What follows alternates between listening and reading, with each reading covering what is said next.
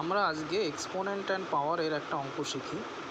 If 2 to the power X is equal to 3 to the power Y is equal to 6 to the power minus Z, show that 1 by X plus 1 by Y plus 1 by Z is equal to 0 আমাকে prove করতে বলেছে।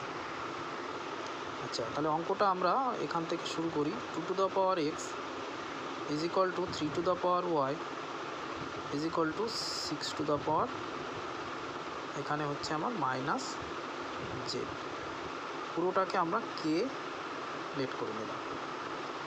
তাহলে 2 to the power X is equal to K হবে,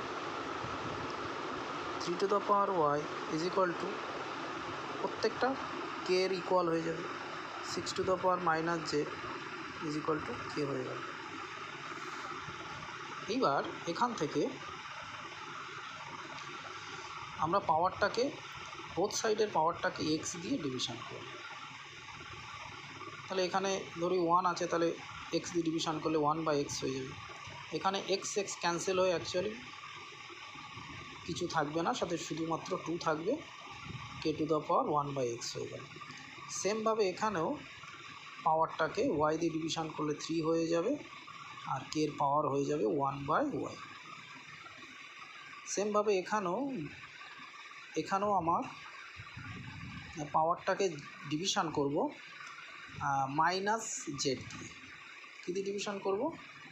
minus Z দিয়ে division করব, কারণ এই মাইনাসটাকে আমার ক্যান্সেল করার জন্য। মাইনাস দিয়ে যদি ডিভিশন করি মাইনাস জেড দিয়ে, তাহলে এই মাইনাস মাইনাস ক্যান্সেল হয়ে আমার মাইনাস, তাহলে এখানে 1 বাই জেড হয়ে যাবে। এই জেড জেড ক্যান্সেল হয়ে যাবে, মাইনাস মাইনাস ক্যান্সেল হয়ে 6 ইজ ইকুয়াল টু, তাহলে K to the power minus 1 by Z. এবার দেখো, এই জায়গায় আমরা 6কে যদি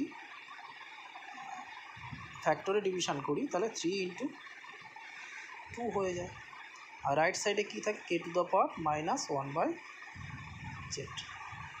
এবার দেখো এখানে 3 এর যে ভ্যালু, 3 এর ভ্যালু কত রয়েছে, এই যে 3 এর ভ্যালু কত রয়েছে, K to the power 1 by Y. আবার 2 এর যে ভ্যালু রয়েছে সেটা কত রয়েছে, K to the power 1 by X. এখানে পুট করে দিই, 3 এর ভ্যালু পুট করি, তাহলে K to the power 1 by Y into 2 এর ভ্যালু কত রয়েছে, K to the power 1 by X is equal to K to the power minus 1 by Z. এবার দেখো বেস বেস ইকুয়াল, তাহলে পাওয়ারগুলো কী হয়ে যায়, অ্যাডিশান হয়ে যায় বেস ইকুয়াল থাকলে। তাহলে 1 by Y plus 1 by X is equal to K to the power minus 1 by Z. এবার দেখো বোথ সাইডের বেস ইকুয়াল, তাহলে পাওয়ার ইকুয়াল হয়ে যাবে।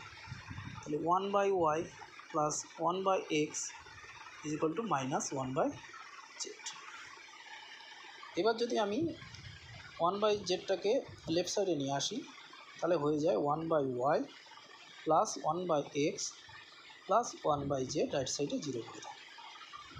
এটাকে একটু অ্যারেঞ্জ করে লিখলেই আমরা লিখতে পারি 1 by X plus 1 by Y plus 1 by Z is equal to 0।